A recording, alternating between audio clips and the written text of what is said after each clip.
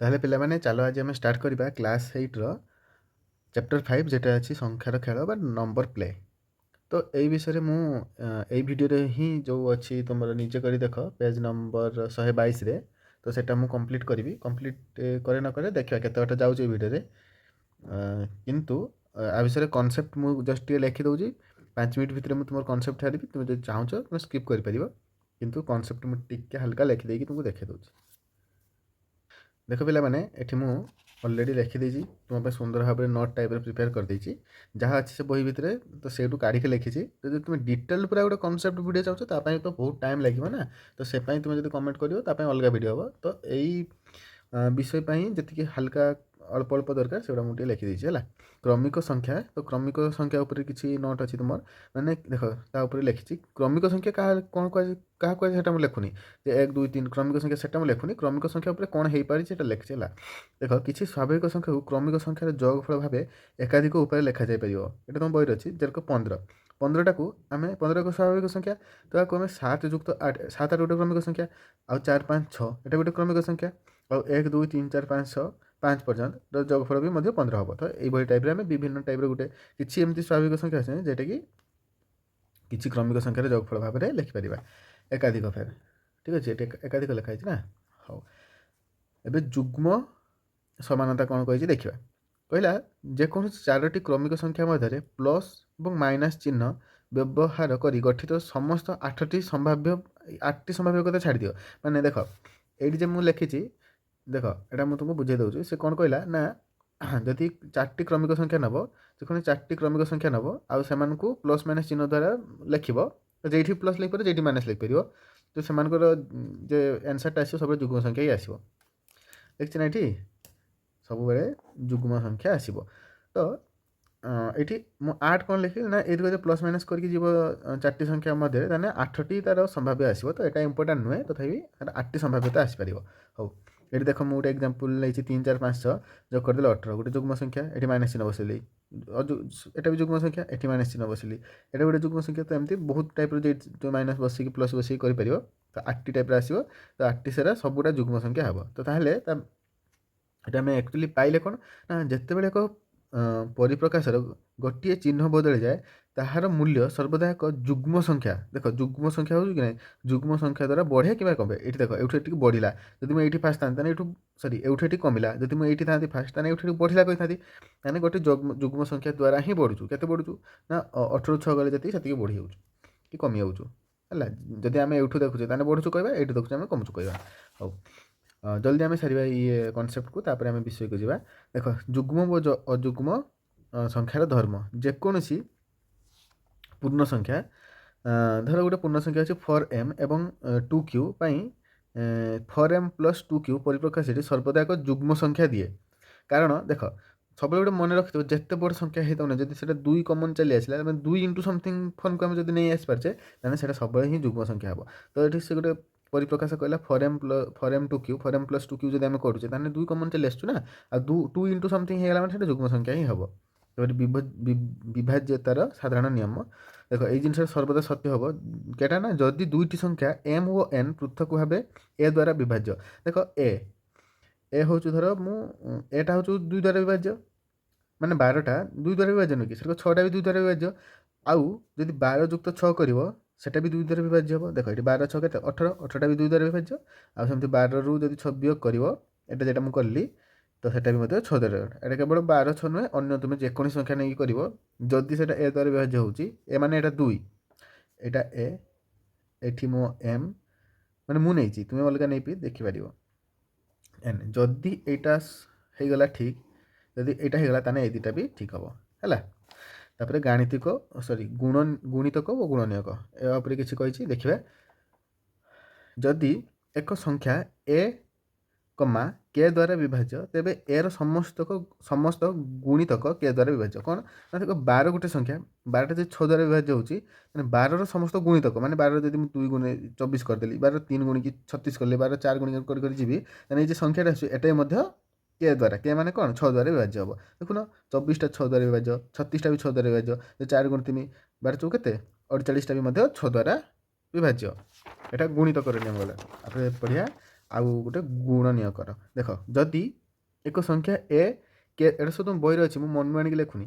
ଯଦି ଏକ ସଂଖ୍ୟା ଏ କେ ଦ୍ୱାରା ବିଭାଜ୍ୟ, ତେବେ ଏ ମଧ୍ୟ କେ ର ସମସ୍ତ ଗୁଣିତକ ଦ୍ୱାରା ବିଭାଜ୍ୟ। ଟିକେ କନଫ୍ୟୁଜ୍ ହେବନି। ଏଠି କହିଲା କେ ର ସମସ୍ତ ଗୁଣନୀୟକ ଦ୍ୱାରା ବିଭାଜ୍ୟ। କେ ର ସମସ୍ତ ଗୁଣନୀୟକ, ଧର କେ ଏଇଟା 6 ମୁଁ ନେଇ ସେ 12 6 ଏକ୍ଜାମ୍ପଲ୍ ନେଲି, ତ 6ର ଗୁଣନୀୟକ କିଏ 3 ଆଉ 2, ଆଉ ଗୋଟେ ହେଇଥିବ 6 ଗୁଣନୀୟକ ହେଇଥିବ ନା। 6ର ଗୁଣନୀୟକ ଗୋଟେ ପିଲାମାନେ ଜାଣିଲ କି, ଏରକ ଲେଖାଯାଏ। ତ এইটা ହିଁ এই যে গুণনীয়ক গুড়াক ମଧ୍ୟ মেন সংখ্যা যেটা এ মানে 12, এটি আমি 12 নেইছে না, 12 দ্বারা বিভাজ্য। দেখো 12টা 3 দ্বারা বিভাজ্য, 12টা 2 দ্বারা বিভাজ্য, 12টা 6 ଆଉ 1 এটা ସବୁ দ্বারা বিভাজ্য ହେବ। ତାପରେ ଲସାକୁ ଲାଷ୍ଟ ନିୟମ, ତାପରେ ଆମେ ଅନୁସରଣକୁ ଯିବା। ଲସାକୁ ନିୟମ କ'ଣ କହିଲା, ଯଦି ଏକ ସଂଖ୍ୟା ଏ ଉଭୟ କେ ଏବଂ ଏମ୍ ଦ୍ୱାରା ବିଭାଜ୍ୟ, ତେବେ ତାହା କେ ଓ ଏମ୍ର ଲସାକୁ ଦ୍ୱାରା ବିଭାଜ୍ୟ। ସେମିତି ଆମେ ଗୋଟେ ସଂଖ୍ୟା ଯଦି ନେଇପାରିବା 12, ଯଦି ଗୋଟେ ସଂଖ୍ୟା କହିଲା କେ ହେଉଛୁ K equal to 3, M equal to 2, ଯଦି କେ 12ଟା 3 ଦ୍ୱାରା ବିଭାଜ୍ୟ ଏବଂ 2 ଦ୍ୱାରା ବିଭାଜ୍ୟ ହେଲା, ତାହେଲେ 3 6ର ଲସାଗୁ ଦ୍ୱାରା ମଧ୍ୟ ବିଭାଜ୍ୟ। 3 6ର ଲସାଗୁ କେତେ, 3 2ର ଲସାଗୁ କେତେ, ସେଇ 3 2 6, ଯେଟା ଲଘିଷ୍ଠ ଫର୍ମରେ ଅଛି 6 ହେଇଯିବ। 6ଟା ମଧ୍ୟ 12 ଦ୍ୱାରା ବିଭାଜ୍ୟ ହେଇଯିବ ପିଲାମାନେ। ତ ଏଇଟା ସେ କହିଲା, ମାନେ କିଛି ଟେନସନ୍ ହେବାର ନାହିଁ। ଗୋଟେ ସବୁ ତୁମର ଲେଖିଦେଇଛି ମୁଁ, ଜଲ୍ଦି ଜଲ୍ଦିରେ ସାରିବାର ଅଛି ଭିଡ଼ିଓ ଆମର। ତ ଠିକ୍ ଅଛି, ଚାଲ ପିଲାମାନେ ଏବେ ଆମେ ଦେଖିବା ନିଜେ କରି ଦେଖ ଏକ, ଯେଟାକି ଅଛି 123 ପେଜ୍, 122 ଆଉ 23 ପେଜ୍ରେ। ପ୍ରଥମେ କହିଲା 1 ନମ୍ବରରେ କ'ଣ କହିଲା, 1 ନମ୍ବରରେ କହିଲା 4ଟି କ୍ରମିକ ସଂଖ୍ୟାର ଯୋଗଫଳ 34। ଏହି ସଂଖ୍ୟା ଗୁଡ଼ିକ କ'ଣ କ'ଣ? ଟୁ ଇଜି ପିଲାମାନେ, ଏଇଟା ବହୁତ ସାଧା ଅଛି। ଦେଖିବ କେରକ ଲେଖୁଛି ଦେଖ। ମନେକର ଗୋଟିଏ, ମାନେ ପ୍ରଥମ ଲେଖିପାରିବ ଗୋଟିଏ ସଂଖ୍ୟା କ'ଣ ଏକ୍ସ ନେଲି, ତା ପର ସଂଖ୍ୟାଟା କ'ଣ ହେଇଥିବ ଏକ୍ସ ପ୍ଲସ୍ 1। ଗୋଟେ ସଂଖ୍ୟା ଯଦି 4 ନେଲି, ତା ପର ସଂଖ୍ୟାଟା 4 ଯୁକ୍ତ 1 କରିକି 5 ନେମିନି କି? ସେମିତି ଦ୍ୱିତୀୟ ସଂଖ୍ୟାଟି, ଏଇଟା ଦ୍ୱିତୀୟ, ତୃତୀୟ ସଂଖ୍ୟାଟି x ପ୍ଲସ୍ 2, ସେମିତି ଚତୁର୍ଥ ସଂଖ୍ୟାଟି x ପ୍ଲସ୍ 3। 4ଟା ସଂଖ୍ୟା ହେଲା 1 2 3 4। ତେବେ ପ୍ରଶ୍ନରେ କ'ଣ କହିଛି, ଯେ ସେମାନଙ୍କର ଯୋଗଫଳ 34 ହେଇଥିବ। ତାହେଲେ ଆମେ ଲେଖିଦେବା କ'ଣ, ପ୍ରଶ୍ନ ଅନୁସାରେ କ'ଣ ହେଇଯିବ ନା x plus 1 plus x plus 2 plus x plus 3 କେତେ ହେଇଗଲା 34। ଦ୍ୟାଟ୍ ଇମ୍ପ୍ଲାଇଜ୍, ଦେଖ x ଗୁଡ଼ାକୁ ସବୁ ମୁଁ ଯୋଗ କରିପାରିବି, 1 2 3 4, ତାହେଲେ 4ଟା x ଅଛି ମାନେ 4x ପ୍ଲସ୍ 2 1 3 3 6, ଯେଉଁଟା ସଂଖ୍ୟା ଗୁଡ଼ାକୁ ଯୋଗ କରିଦେଲି 2 1 3 3 6, ତ ଟୋଟାଲ୍ ହେଇଗଲା 34 ଇକ୍ୱାଲ୍ ଟୁ 34। ଏବେ 4x ଇକ୍ୱାଲ୍ ଟୁ ମୁଁ କ'ଣ ଲେଖିପାରିବି, 34 ମାଇନସ୍ 6, ଦେନ୍ ଦ୍ୟାଟ୍ ଇମ୍ପ୍ଲାଇଜ୍ ଆଉ ଥରେ ଲେଖିଦେଉଛୁ 4x ଇକ୍ୱାଲ୍ ଟୁ 34 ମାଇନସ୍ 6 କେତେ ହେଇଗଲା 28। That implies x equal to 28/4 ଯେ 7, x ଇକ୍ୱାଲ୍ ଟୁ କେତେ 7। ତାହେଲେ ଲେଖିଦେବା ଅତଏବ ପ୍ରଥମ ସଂଖ୍ୟାଟି 7। ଯଦି ପ୍ରଥମ ସଂଖ୍ୟାଟି 7 ହେଇଗଲା, ତାହେଲେ ଦ୍ୱିତୀୟ ସଂଖ୍ୟାଟି କ'ଣ ହେଇଯିବ, କେତେ ହେଇଯିବ, ଦ୍ୱିତୀୟ ସଂଖ୍ୟାଟି 7 ଯୁକ୍ତ 1 ଯେ କେତେ 8 ବା x ପ୍ଲସ୍ 1 ଲେଖିପାରିବ। ତୃତୀୟ ସଂଖ୍ୟାଟି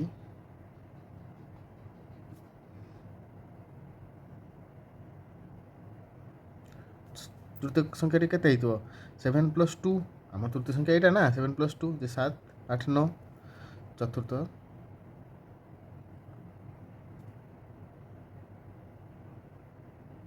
ସଂଖ୍ୟାଟି 7 ପ୍ଲସ୍ 3 ମାନେ x ପ୍ଲସ୍ 3 ଯେ 10। ତାହେଲେ 4ଟା ସାରା ସଂଖ୍ୟା ପରେ 7 8 9 10।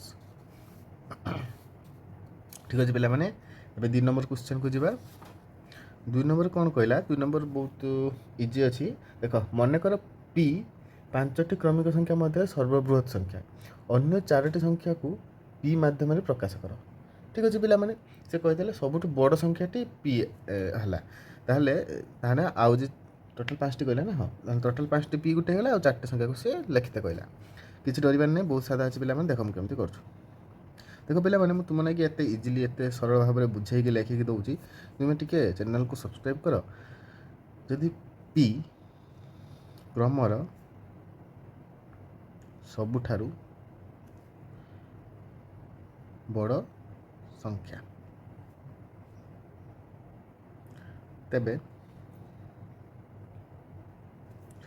ଅନ୍ୟ ଟୋଟାଲ୍ 5ଟି, ତ 5ଟିରୁ p ଗୋଟେ ସଂଖ୍ୟା ହେଲା, ଅନ୍ୟ 4ଟି ସଂଖ୍ୟା अन्य चारोटी संख्या किए p-1 p-2 p-3 p-4 केमती है बुझीपार ना ना मुझे देखे दूसरी लेखिक ना देख जदि गोटे संख्या कहीदेला पी धर मुझे 15 नेली ताले से क्रमर आउ सब बृहत्तम संख्या कहीदेला यहाँ होता से क्रमर आउ चारोटी संख्या मुझे केमती लिखी 15-1 15-2 15-3 आउ 15-4 देने के 14 13 12 11 है पे तो -4 में लिखा कारण सब बृहत्तम संख्या कहीदेला आगे ठीक अच्छे जदि आपको तुम्हें एमती लिखते चाहूच अतएव लिखिपर पी सब बड़ संख्या गला ग्रेटर चिन्ह देल p-1 तापर पुणी थे ग्रेटर देन चिन्ह देव p-2 पुणी थे ग्रेटर देन चिन्ह देव p-3 पुणी थे ग्रेटर देन चिन्ह देकी p-4 लास्ट करदेव सरीगला। अब देखिए 3 नंबर पिला माने 3 नंबरटा टिके लेंदी अच्छी टाइम टेकिंग तो कहला निम्नलिखित उक्ति पाई केगुड़िक सर्वदा सत्य हम बेले बेले सत्य हम आ केगुड़िक कहला कि आदौ सत्य हम ना माने 3टा है किसी अच्छा सर्वदा सत्य हे कि बेले बेले सत्य हे कि आदौ केवे भी सत्य हे ना ताहा निर्णय करते कही तुम उत्तर को बुझाओ युक्तियुक्त उदाहरण एवं अनुदाहरण नन एग्जाम्पल उल्लेख कर बीजगणितिक व्यवहार करी तुम दाबी को युक्तियुक्त कर ठीक अच्छे जहाँ कहला करा प्रथम आईरे कौन कहला आईरे कहीदेला कहला दुईटी जुग्म संख्यार जोगफल कमा 3 एक गुणितक हे देखिए पे मैंने एग्जाम्पल नहीं कि देख पे मैंने आगे मुझे तुमको यहाँ बुझे दूँ तापर करवा कारण यहाँ न बुझे तुमने पार ना देख दुईटी कहले जुग्म संख्यार जोगफल तर मुझे गोटे जुग्म संख्या नेली 4 आ गोटे जुग्म संख्या 5 तो जोगफल 5 4 9 एटा दुईटी जुग्म संख्या 5टा गोटे जुग्म संख्या कि पे 6 नेली 4 6 6 4 10 होगा 10टी किंतु 3 द्वारा गुणितक हेनी ताहले आ गोटे संख्या नौ देख से 4 नेली आउ कौन नेली 8 देली 8 4 के 12 12टा किंतु 3 द्वारा विभाज्य 3 4 12 विभाज्य होचु किंतु ताहले एटा बेले सत्य होला बेले मिथ्या होला ताने बेले बेले सत्य हो सॉरी उल्टा कहीदेली कि एटा सत्य होला एटा मिथ्या होला ठीक अच्छे ताने कौन लिखा आंसर देख मुझे जमती करमी सेमती करिवो बेले बेले सत्य यहाँ है आमर आंसर किंतु ताकू तो आमको बुझे अच्छे ना गाणितिक ये नहीं कि से नहीं कि बहुत कथा कही तो केमती करुँ देख भलसे देख पे इम्पोर्टाट अच्छे गुड़ाक खाली ठीक भूल ना दुईटी जुग्म संख्या यथाक्रमे 2a एवं मु देख दुईटी जुग्म संख्या नेली 2a और 2b 2 फॉर्म कौन पाइले ना जुग्म संख्या सब 2 फॉर्म रे रुए जुग्म संख्या को जहाँ भी थो 2 गुणी देने जेकोसी संख्या नहीं 2 गुणी दियो से जुग्म संख्या हो तो से 2a 2b नेली ताहले एमानकर जोगफल केते हबो एमानकर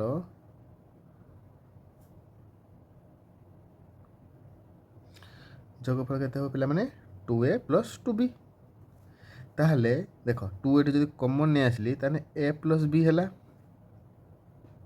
ठीक अच्छे पे देख यहाँ जुग्म संख्या हम सब बड़े कारण 2 × समथिंग फॉर्म रहा किंतु 3 द्वारा विभाज्य हम कि ना ये केवे भी जना पड़ूनी ताहने ये मुझे देख लिखुची केमती जहाँ लिखुचु सेटा ही परीक्षा लिखी आसो पूरा फुल मार्क पाइब 2a + b टी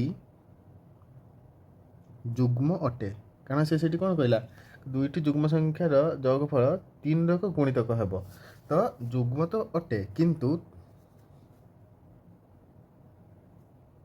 यह 3 द्वारा विभाज्य होई पारे न होई पारे जेमती लिखु सेमती लिख किसी भूल हेनी है हो पारे न हो पारे एग्जाम्पल नहीं तो पड़े पुणी थे देख सी सब रक कही मुझे खाली खाली सेमती करूँ सबुटा मुझे लिखुची आगे मैथमेटिकल टर्म काटे तापर एग्जाम्पल नवा देख एग्जाम्पल नेली से 2 और 4 नेली तो 2 4 जोगफल के 6 यह 3 द्वारा विभाज्य अटे विभाज्य किंतु आउ गोटे एग्जांपल नेली 2 + 8 राइट 10 यह कौन 3 द्वारा विभाज्य कि नुहे तो यह 3 द्वारा विभाज्य नुहे अतएव यही उक्ति टी बेले बेले सत्य ठीक अच्छे पे एवं करवा 2i कौन कहला जदि एक संख्या 18 द्वारा विभाज्य नुहे ताहा तेबे यह 9 द्वारा मध्य विभाज्य नुहे पे ये गोटे जिन मन रखियो जो संख्याटी 9 द्वारा 18 द्वारा विभाज्य कि 9 द्वारा विभाज्य से 18 द्वारा विभाज्य हो आउ 9 द्वारा विभाज्य जेटा 18 द्वारा विभाज्य हो आ 18 द्वारा जेटा 9 उल्टा माने उल्टा पाल्टा विभाज्य किंतु ये नुहे कही ना तो सहीटा हमको देखा हम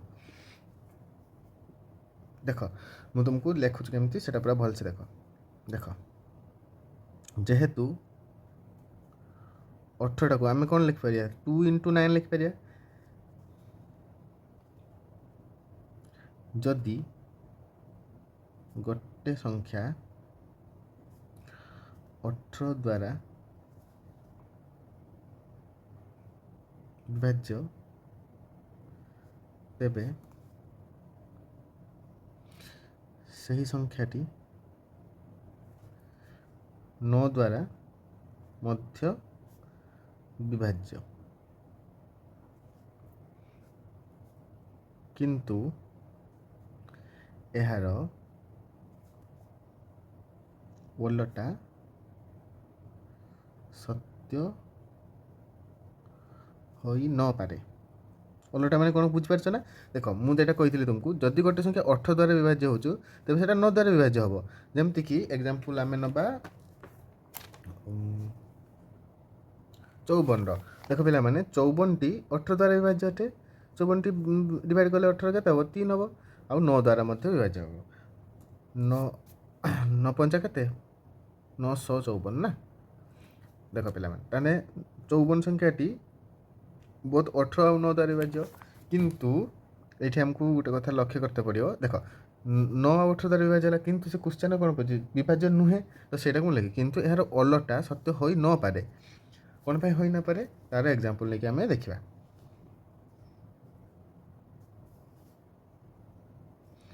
45 संख्याटी 9 द्वारा विभाज्य 45 9 द्वारा विभाज्य किंतु 18 द्वारा नुहे 45 टी 18 द्वारा विभाज्य कि पे नुहे सेमती आउट एग्जांपल ना 40 संख्याटी 9 और 18 उभय द्वारा लिखिपर उभय लिखिपर मुझे लिखलिनी जगह होनी तो लास्ट को विभाज्य नुहे ठीक अच्छे पे आउ देख 36 संख्याटी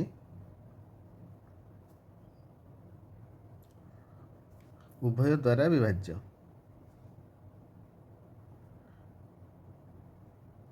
देख तार 3 रक आसीगला गोटे हूँ विभाज्य 9 द्वारा विभाज्य 18 द्वारा विभाज्य नुहे गोटे हूँ 2टा द्वारा विभाज्य नुहे गोटे उभय द्वारा विभाज्य हो तो ताहले आम ये कनक्लूजन कौन पाइले ना यही उक्ति बेले बेले सत्य हो बेले बेले सत्य हो ना अतएव यही उक्ति टी बेले बेले सत्य सत्य टुआई सरला थ्री को जा पे फटाफट आमको एटा सारते अच्छी तेल आम फिर आहरी बहुत पाठ अच्छे यही चैप्टर बहुत गुड़ा अच्छी तुम ठीक अच्छे एवं थ्री आई कौन कहला जदि 2टी संख्या 6 द्वारा विभाज्य नुहे तेज से जोगफल 6 द्वारा विभाज्य नुहे पहला 2टी संख्या जो 6 द्वारा विभाज्य नुहे से जोगफल 6 द्वारा विभाज्य नुहे ये उक्ति पिला मैंने यहाँ भी बेले बेले सत्य अच्छे केमती देखा देखा मुझे देखे दूँ तुम जापर किसी टेंशन दबा ना 2टी जदि कहीं किसी बुझीपारन तो मत कमेंट कर मुझे डिटेल आउ थे ना वीडियो बनैबी 2टी संख्या 6 द्वारा विभाज्य नुहंती कही कौन 2टी संख्या धर मु 1 आउ 5 नेली एटा 6 द्वारा विभाज्य 1 आउ 1टा 6 द्वारा विभाज्य कि 5टा 6 द्वारा विभाज्य कि नुहे କିନ୍ତୁ ସେମାନଙ୍କୁ ଯୋଗ କରିଦେଲେ ଦେଖ 6 ଦ୍ୱାରା ବିଭାଜ୍ୟ ହେଇଯାଉଛି। କିନ୍ତୁ କ୍ୱେଶ୍ଚନରେ ସେଠି କ'ଣ କରା ଯଦି ଦୁଇଟି ସଂଖ୍ୟା 6 ଦ୍ୱାରା ବିଭାଜ୍ୟ ନୁହେଁ ମାନେ ପୃଥକ ପୃଥକ ଭାବେ ସେମାନଙ୍କୁ ଯୋଗ କରିଦେଲେ ମଧ୍ୟ ସେମାନେ 6 ଦ୍ୱାରା ବିଭାଜ୍ୟ ହେବେ ନାହିଁ। ଦେଖ ଏଠି ଲେଖିନି ସେମାନଙ୍କର ଯୋଗଫଳ କେତେ 1 ଯୁକ୍ତ 5 = 6 ଯାହାକି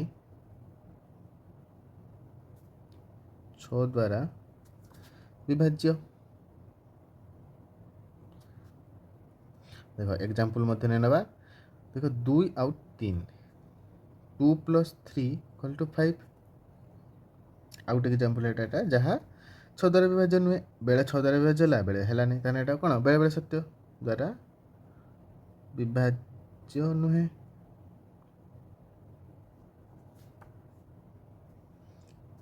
अतएव यही उक्तिटी बेले बेले सत्य। ठीक अच्छे पिला माने एटा गला 3i पर IV रे कहले हमती 6 रे एक गुणितक एवं 9 रे एक गुणितक जोगफल 3 रे एक गुणितक माने 6 रो गुटे गुणितक माने 6 * समथिंग आउ 9 रो गुटे गुणितक जोग जदि करदेबा सेटा 3 रो भी मध्य गुणितक हो। देखिए पिला माने एटा इजी अछि 6 रो मु लिखि दउछु गुणितक को हम कोन लिख परिया 6 से लिख परिया सेमती 9 रो गुणितक को हम कोन लिख परिया 9b लिख परिया ए भी कोन पे लिखली ना एटा गुटे संख्या एटा गुटे संख्या मध्य हेई परिबो तो एमान को जोगफल एटा ही तो कहिछि ना सेमान को जोगफल 3 रो गुणितक हेई परिबो ताने जदी एटा को जोग करला परे 3 गुटे कॉमन फैक्टर आसी गला ताने हमें देखो एटी मु 3 कॉमन आनी परिबी आनली तुमे कहबो एटी पिला माने बेसी भी कॉमन आसी परिबो कि 2 कॉमन आसी परिबो ना मु 3 कर पर 3 रो गुणितक फॉर्म में रखते जाउची 2a 2 तो आसी परिबो ना 9 अछि 2a + 3b 3 to something form में रहला ताने एटा 3 रो गुणितक ताने एटा 3 रो गुणितक हबो एटा सर्वदा सत्य। एग्जांपल भी मध्य नहीं देख दबा जे 6 + 9 देखो 6 टा 6 रो गुणितक 9 टा 9 रो गुणितक हेतिबो ताने एमान को जोगफल 15 जहा कि 3 द्वारा आउट एग्जांपल लबा किछ टेंशन नबनी विभाज्य सेम आउट एग्जांपल नउछु 16 और 18 देखो 16 होछु फास्टा 6 द्वारा गुणितक 6 रो गुणितक 16 नुहे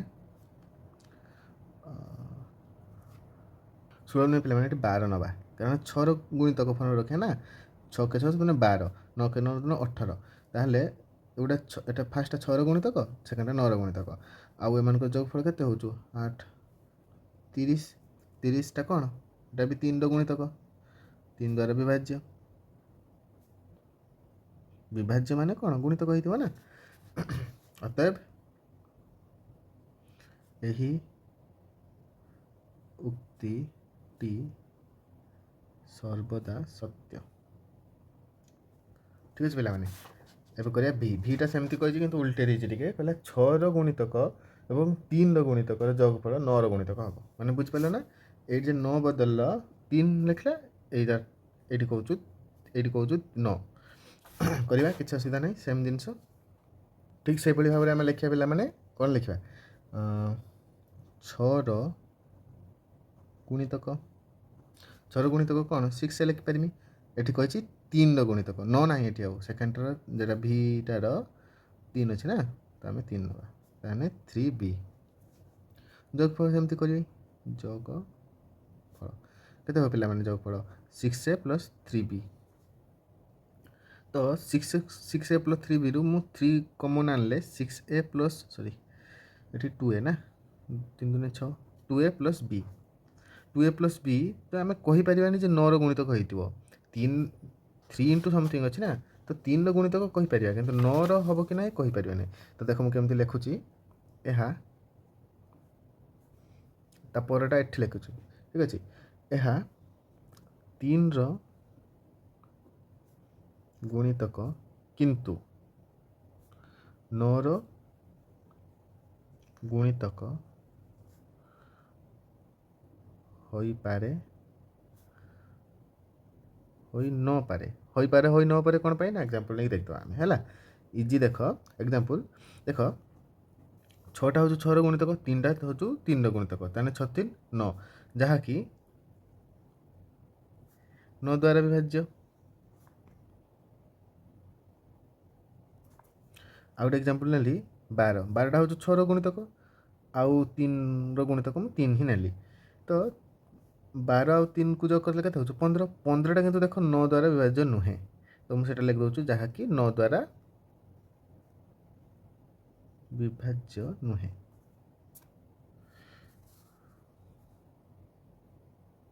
ଠିକ୍ ଅଛି ପିଲାମାନେ, ତ ତାହେଲେ ଏଇଟା କନକ୍ଲୁଜନ୍ ଆମେ କ'ଣ ପାଇଲେ, କନକ୍ଲୁଜନ୍ କ'ଣ ପାଇଲେ ଲାଷ୍ଟକୁ,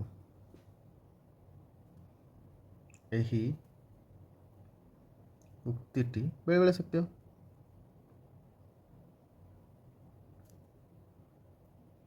ପିଲାମାନେ ଦେଖ, ମୁଁ ତୁମ ପାଇଁ ପୁରା ଲେଖିକି ପୁରା କରାଉଛି, ତୁମେମାନେ ଭିଡ଼ିଓକୁ ନିହାତି ଭାବରେ ଲାଇକ୍ କର, ଚ୍ୟାନେଲ୍କୁ ସବସ୍କ୍ରାଇବ୍ କର। ତୁମେ ଯେତେ ମାତ୍ରାରେ ସବସ୍କ୍ରାଇବ୍ କରିବ ସେତେ ମାତ୍ରାରେ ମୁଁ ତୁମ ପାଇଁ ଭଲ ଭଲ କଣ୍ଟେଣ୍ଟ ନେଇ ଆସି ଚାଲିବି।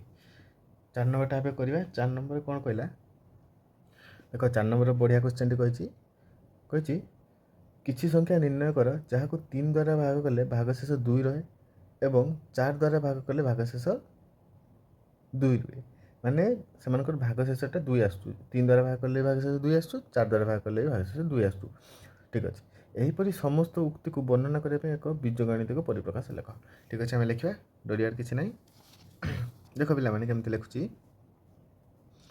3 ଦ୍ୱାରା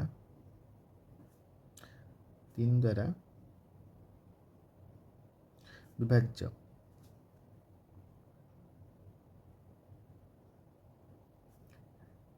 ହେଲା ପରେ ଭାଗ ଶେଷ 2 ରହୁଥିବା ସଂଖ୍ୟା ମାନଙ୍କର ସାଧାରଣ ଉକ୍ତି। ଭଲସେ ବୁଝ, ସାଧାରଣ ଉକ୍ତି କ'ଣ, ମୁଁ କ'ଣ ଲେଖୁଛି ଏଇଟା ଭଲସେ ଦେଖିବ। 3a+2, ଦେଖ ଏଇଟା ମୁଁ ଏମିତି 3a+2 କ'ଣ ପାଇଁ ଲେଖିଲି ନା, 3 ଦ୍ୱାରା ବିଭାଜ୍ୟ ହେଲା ପରେ 2 ଭାଗଶେଷ ରହିଛି। ଦେଖ ଭାଗଶେଷ 2 ମାନେ +2 ଲେଖିଲି, 3 ଦ୍ୱାରା ବିଭାଜ୍ୟ ହେଲା ପରେ 3 × a। ଦେଖ a ବଦଲ ମୁଁ ଯଦି 4 ନେଲି, a = 4 ନେଲି, ତାହେଲେ 3 × 4 କେତେ ହେଇଗଲା, 4 3 12, +2 ଯଦି କରୁଛୁ କେତେ ହେଉଛୁ, 14 ହେଉଛୁ। ଦେଖ 14କୁ ହରଣ କର 3 ସହିତ, କାରଣ 3 ଦ୍ୱାରା ଭାଗ କଲେ କହିଛି ତ, ଦେଖ କେତେ ହେବ, 4 3 12, ଭାଗଶେଷ 2 ଆସିଲା ନା। ସବୁବେଳେ ଯେକୌଣସି ସଂଖ୍ୟା ନେବ, ଏ ବଦଲ 5 6 ଯାହା ବି ନେବ, ଭାଗଶେଷ ଏମିତି 2 ହିଁ ଆସିବ। ତ ଏଇଟା ହିଁ ତାର କମନ୍ ଉକ୍ତି ଆସିବ। ତ କମନ୍ ଉକ୍ତିଟା କେମିତି ଲେଖୁଛୁ ଭଲସେ ଦେଖ, 4 ନମ୍ବର ପରେ 5 ନମ୍ବର 6 ନମ୍ବର ସବୁଆଡ଼େ ସେଇ କନସେପ୍ଟକୁ ନେଇକି ଗଣିତ ଅଛି। ତାହେଲେ ଦେଖିଲ ତ କେମିତି ଲେଖିଲି, 3 ଦ୍ୱାରା ବିଭାଜ୍ୟ ହେଲା ପରେ ଭାଗଶେଷ 2 ରହୁଥିବା ସଂଖ୍ୟାମାନଙ୍କର ସାଧାରଣ ଉକ୍ତି କେମିତି ଲେଖା ହେଲା। ତାହେଲେ ସେମିତି ଆଉ ଗୋଟେ କହିଲା 4 ଦ୍ୱାରା ବିଭାଜ୍ୟ, ସେମ୍ ଲେଖିବା, ହେଲା ପରେ ଭାଗଶେଷ 2 ରହୁଥିବା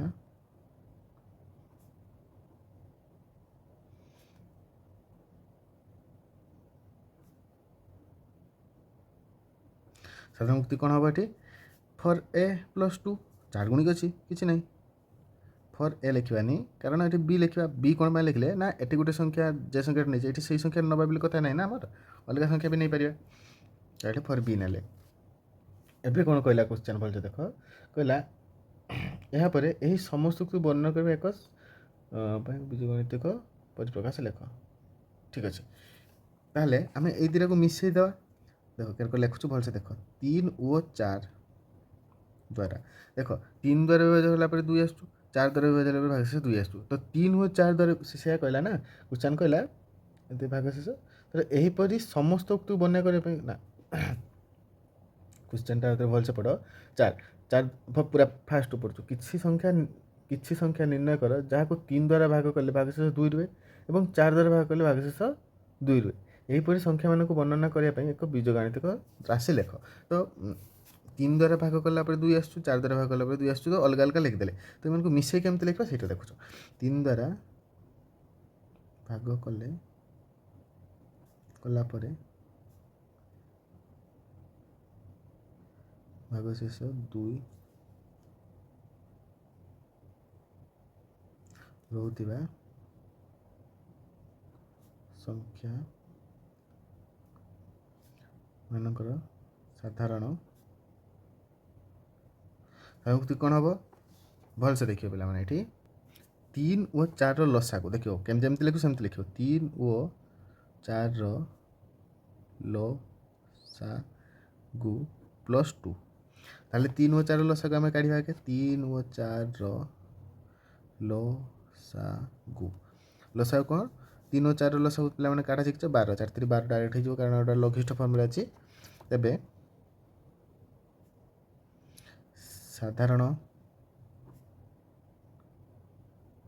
ଉକ୍ତିଟି ସାଧାରଣ ଉକ୍ତି ତାହେଲେ କ'ଣ ହେଇଯିବ 12 ସି ଗୋଟେ ଚଳନ ହେବା ପ୍ଲସ୍ 2 ଭାଗଶେଷ ସହିତ 2 ରହୁଛୁ ଏଇଟା ମୁଁ କହିଲେନି କି ଏମାନଙ୍କର ଲସାଗୁ ପ୍ଲସ୍ 2 ତ 12 ସି ପ୍ଲସ୍ 2 ଦେଖ ଏଇଠି ସି ବଦଳରେ ଯାହା ଭ୍ୟାଲୁ ପକାଅ ଗୋଟେ ଏକ୍ଜାମ୍ପଲ୍ ନେଇ ନେବା ସି ବଦଳରେ ମୁଁ ଧର 1 ପକେଇଲି ପ୍ଲସ୍ 2 ତାହେଲେ 12 କେ 12 13 14 ହଉ 14ଟା ଦେଖ ଯଦି 3 ଦ୍ୱାରା ଭାଗ କଲ ଭାଗଶେଷ କେତେ ଆସୁଛୁ ମୁଁ ଆଗେ ଲେଖିଦେଉଛି 3-4ଟା ଖଣ୍ଡେ ଏକ୍ଜାମ୍ପଲ୍ ଲେଖି ସାରି ତାପରେ ଦେଖିବା ଯଦି ସି ବଦଳରେ 2 ପକେଇଲି ତାହେଲେ କେତେ ହେବ 12 ଦୁନେ 24 25 26 ଏମିତି ଯଦି 12 × 3 କରିବି ସି ବଦଳରେ 3 ପକେଇକି ତାହେଲେ 36 + 2 ଯେ 38 ଏବେ ଗୋଟେ ଏକ୍ଜାମ୍ପଲ୍ ନେବା 14ଟାକୁ ଯଦି 3 ଦ୍ୱାରା ଭାଗ କଲି 14 ହରଣ 3 ତାହେଲେ କେତେ 4 12 2 ଭାଗଶେଷ 2 ହେଲା এই উক্তিটি ସାଟିସ୍ଫାଏ କଲା ପ୍ରଥମେ যেটা ଭାଗଶେଷ 2 ରୁହେ ଏବେ 14 ହରଣ 4 କରିବି 4 କଲେ 3 ଆସିବ 12 ଭାଗଶେଷ କେତେ ସେଇ 2 କହିଥିଲା ତ ଆସିଲା ପିଲାମାନେ ଟେନସନ୍ ନେବା ନାହିଁ 4 ନମ୍ବର ପର୍ଯ୍ୟନ୍ତ ପିଲାମାନେ କଣ୍ଟିନ୍ୟୁ ଆମେ ଛାଡ଼ିଦେଲେ ବାକି ଯେତିକି ରହିଲା ସେଗୁଡ଼ାକୁ ମୁଁ ନେକ୍ସଟ ଭିଡ଼ିଓରେ କଭର୍ କରିକି କମ୍ପ୍ଲିଟ୍ କରିବି ପିଲାମାନେ ଦେଖ ତୁମ ପାଇଁ ମୁଁ ପୁରା ଭଲ ଭାବରେ ନୋଟ୍ ଟାଇପ୍ର କରିକି ଆଉ ହ୍ୟାଣ୍ଡ ରିଟେନ୍ ନୋଟ୍ କରିକି ଆଉ କ୍ୱେଶ୍ଚନ୍ ଆନ୍ସର୍ ମୁଁ ଲେଖିକି ଦେଉଛି ତ ପିଲାମାନେ ଭିଡ଼ିଓକୁ ନିଶ୍ଚିତ ଭାବରେ ଲାଇକ୍ କର ଚ୍ୟାନେଲ୍କୁ ସବସ୍କ୍ରାଇବ୍ କର ପୁଣି ଥରେ ଦେଖା ହେବ ନେକ୍ସଟ ଭିଡ଼ିଓରେ।